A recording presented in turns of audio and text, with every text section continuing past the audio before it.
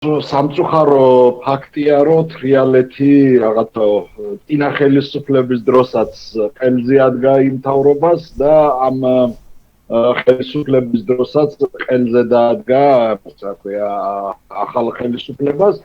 სამწუხაროა იმიტომ, რომ საქართველოში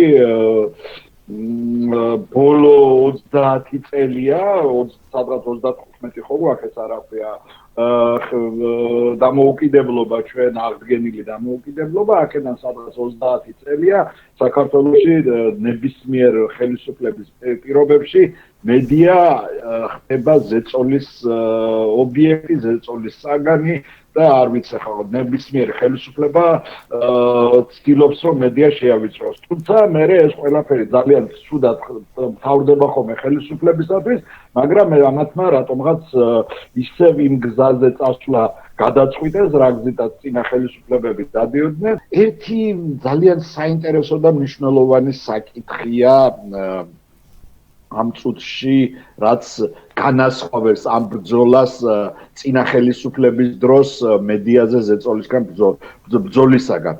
წინა ხელისუფლებას ასე თუ ისე საერთაშორისო ორგანიზაციების და საერთაშორისო საზოგადოებიც ესმოდა. ევროპა, ამერიკა, დამოუკიდებელი სამყარო, რასაც იტყოდა და შენიშვნას მიცემდა იმ ხელისუფლებას, უნდა და არ უნდა ეს ხელისუფლება ასე თუ ისე ასრულებდა. ამათმა საერთოდ იგნორი გააკეთეს. ჩვენ ეს ინფორმაცია უნდა მივიტანოთ ელემენტარულად იმისათვის, რომ ინფორმაცია იყოს დაფიქსირებული, რომ ეს ხდება საქართველოში. თორემ ადამიანის უფლებათა საერთაშორისო კომისარიატი რაიმე რეკომენდაციას მიცემს, თუ ჟურნალისტების საზღვრების გარეშე რაიმე სახის რეკომენდაციას მიცემს, დამერწმუნეთ, რომ ეს ხელისუფლება ამას არც გაითვალისწინებს და არც გამოიყენებს.